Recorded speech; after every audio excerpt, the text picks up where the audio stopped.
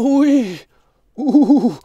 Thanos est là! Enfin! Bienvenue dans une critique musculeuse de Avengers Infinite War, le film le plus attendu de cette année, clairement pour les fans de films Marvel, bien entendu, avec comme réalisateur Monsieur Anthony et Joe Russo, qui nous avait entre autres offert comme film Captain America, le soldat de l'hiver, ou encore Civil War. Donc voilà, des mecs qui maîtrisent un petit peu le sujet des films Marvel, donc ils ont l'habitude, et ils nous offrent ici un film à grand spectacle de 2h40 qui nous offre enfin après avoir été teasé pendant des années, Thanos est là, et pas Thanos qui arrive au bout d'une heure de film ou 40, enfin, non, dès le début, Thanos pose ses couilles et dit papa est là, papa va tous vous niquer.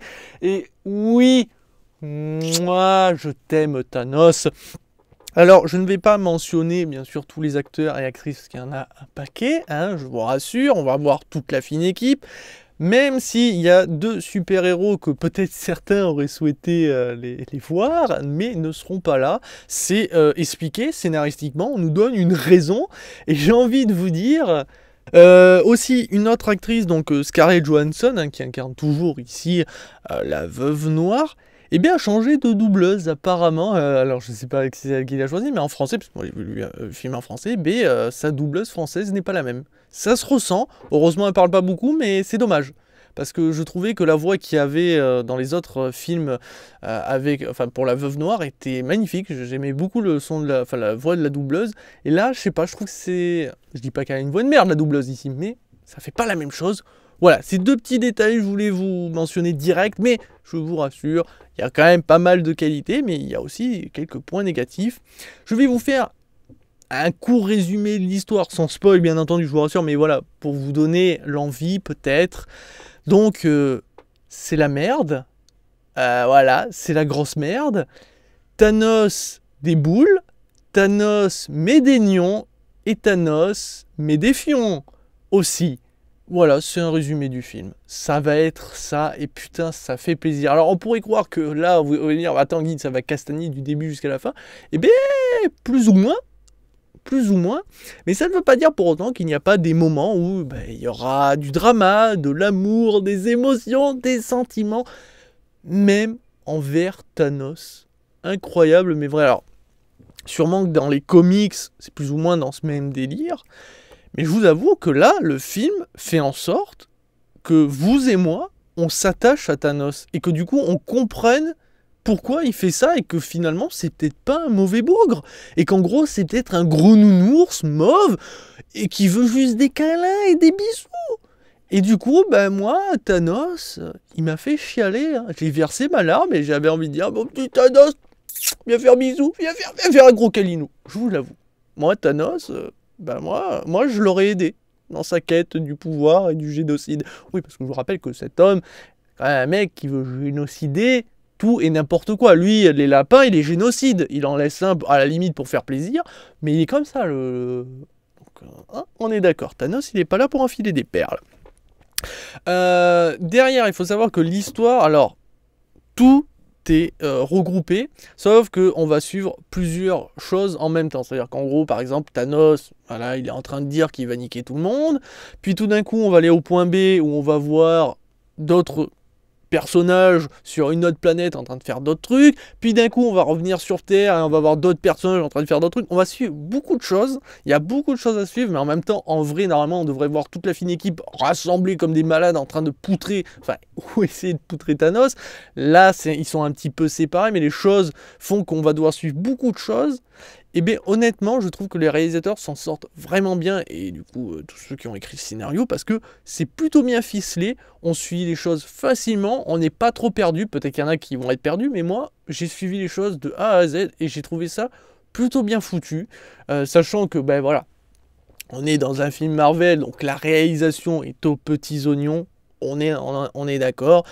Si vous êtes habitué aux films Marvel, il n'y a pas de grande surprise, c'est quand même assez coloré, même si forcément, vu que c'est Infinity War et qu'il y a Thanos, il y a quand même des couleurs beaucoup plus ternes. Il y a des planètes beaucoup plus ternes. D'ailleurs, là, on va aussi être un petit peu comme dans Thor Ragnarok. Ça veut dire qu'on va voir beaucoup de planètes, de nouvelles planètes qu'on n'avait pas vues, avec des noms super classe. Mais on va voir des trucs un petit peu fous dans l'espace. Je vous en dis pas plus. Mais c'est assez classe. Enfin, il y a pas mal de choses. Donc, ils se sont pas contentés de mettre la Terre et je sais pas moi, Asgard pour l'exemple. Et voilà.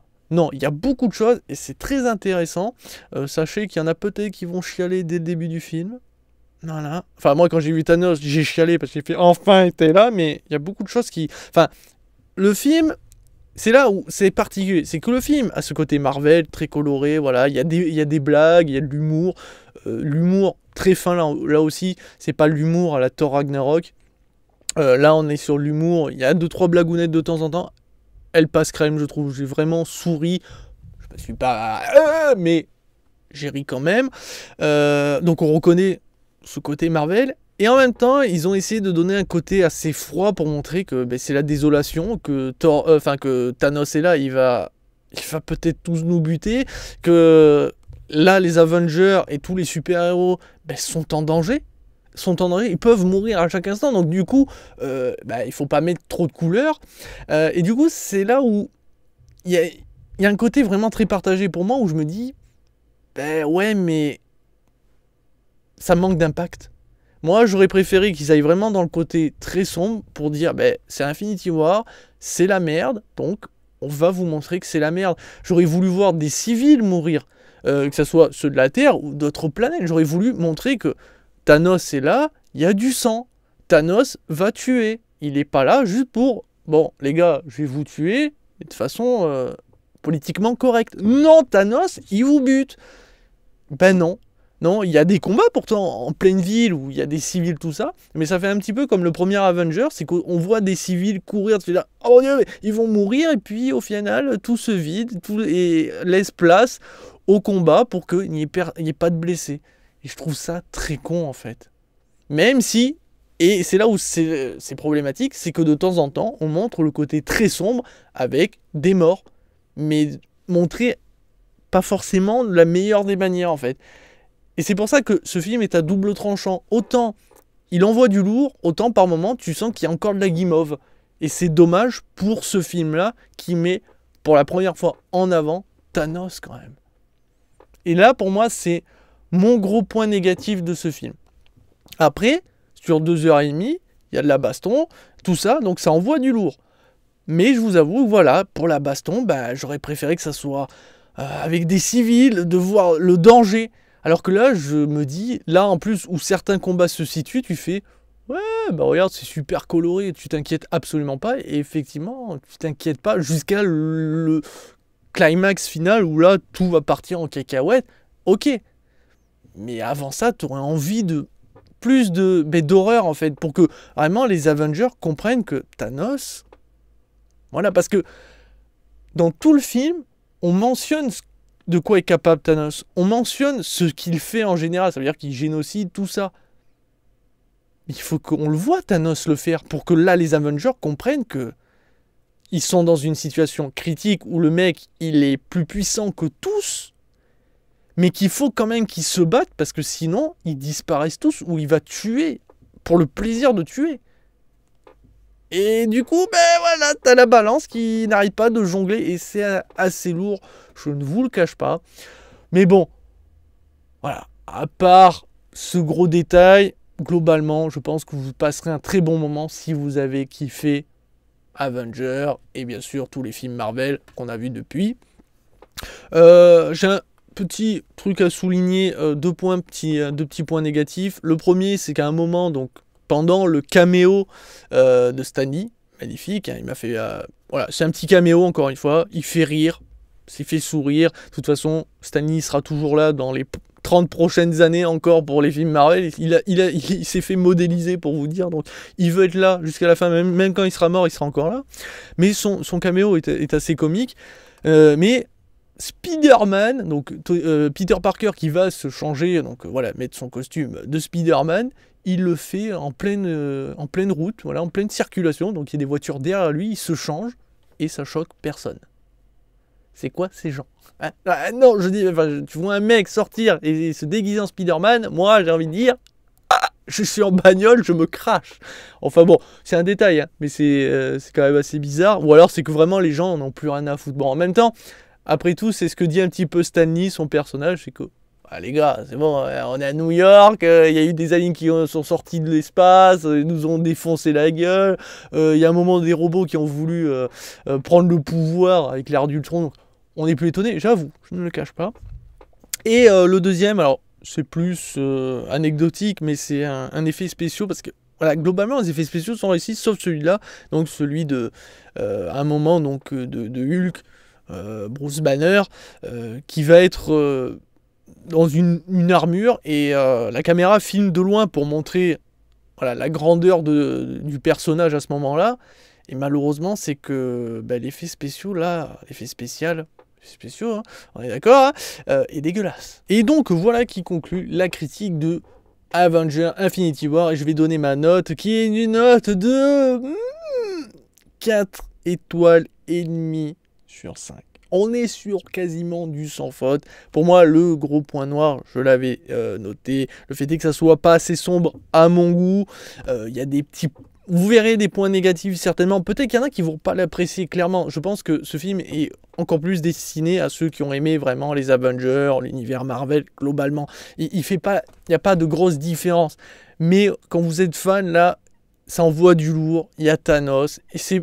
Pour moi, ce qui est le plus important, c'est qu'il y avait eu Thanos. J'avais peur qu'il fasse le coup de « Il y a Thanos, on va le montrer un petit peu, voilà, blabla. » Non, Thanos, on le voit, c'est le personnage principal. Il va tataner, il va nous faire pleurer, il va nous toucher, il va nous mettre en colère. Il y a beaucoup de choses qui se passent, il y a beaucoup d'émotions qui se mélangent dans toute cette beauté, dans toute cette grandeur. Là Marvel nous prouve qu'ils ont des idées parfois sur des planètes, sur des environnements. Il y a vraiment de bons trucs. Et c'est pour ça que après Black Panther, qui vraiment avait simplement le visuel pour moi, encore une fois, là ça fait plaisir de voir un très bon film Marvel qui envoie, je trouve, du steak. Maintenant, je vous laisse quand même la découverte, je vous invite à aller le voir. Et n'hésitez pas à me dire en commentaire ce que vous en avez pensé. Mais moi, en tout cas, j'ai passé un très bon moment. Et je pense que c'est l'un des rares films Avengers que j'aurais vraiment envie de revoir juste pour le plaisir de voir Thanos, quoi. Sur ce, ciao ciao.